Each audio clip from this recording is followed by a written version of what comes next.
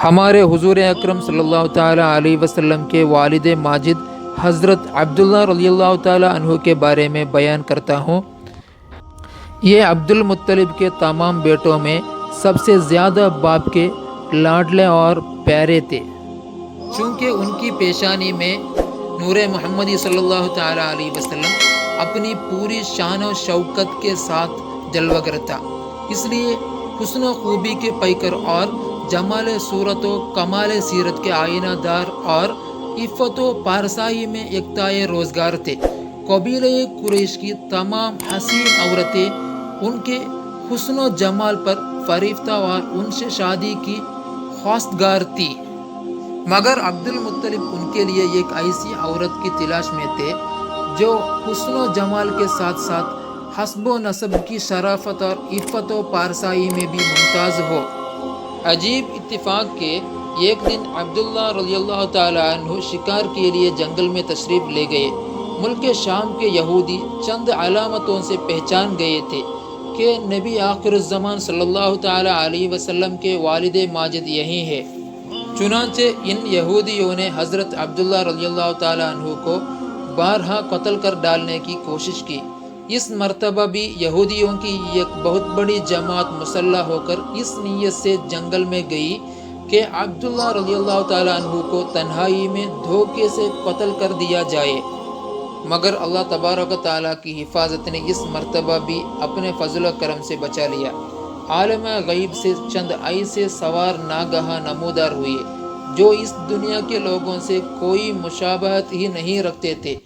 ان سواروں نے آ کر یہودیوں کو مار بھگایا اور عبداللہ رضی اللہ تعالیٰ عنہ کو بحفاظت ان کے مکان تک پہنچا دیا۔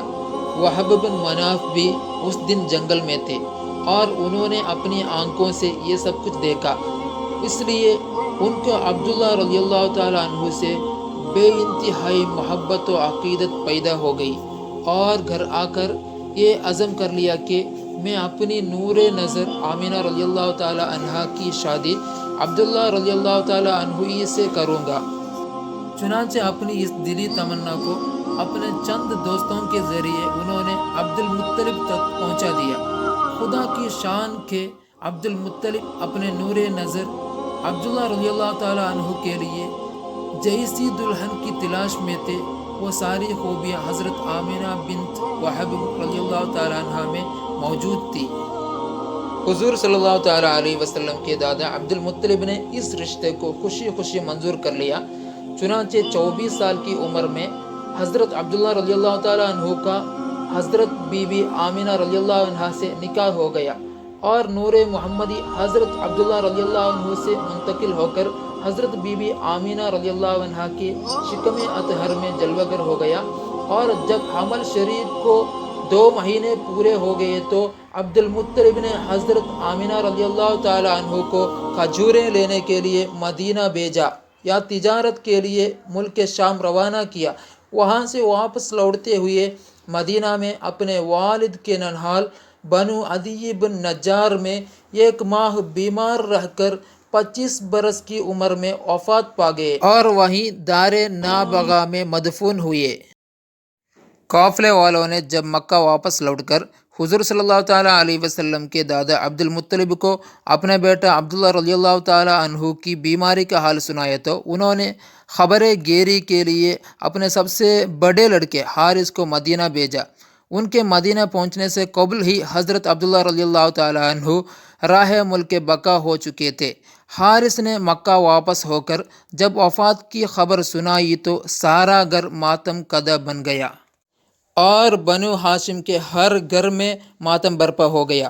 خود حضرت آمینہ رضی اللہ تعالیٰ عنہ نے اپنے مرحوم شوہر کا ایسا پردرد مرثیہ کہا کہ جس کو سن کر آج بھی دل درد سے بھر جاتا ہے۔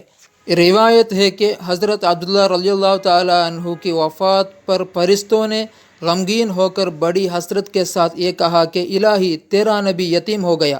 حضرت حق نے فرمایا کہ کیا ہوا، میں اس کا حامی و حافظ ہوں۔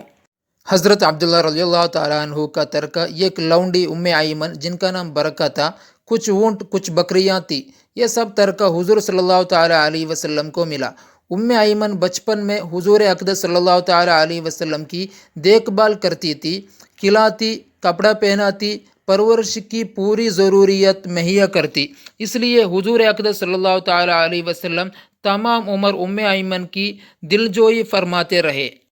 اپنے محبوب و متبنہ غلام حضرت زید بن حارثہ سے ان کا نکاح کر دیا۔ ان کے شکم سے حضرت اسامہ پیدا ہوئے۔ میرے عزیز ناظرین، اس ویڈیو کا اگلا حصہ اگلی ویڈیو میں ہوگا۔ اس ویڈیو سننے کے بعد دوسروں کو یہ ویڈیو سننے کی ترغیب دلائیں۔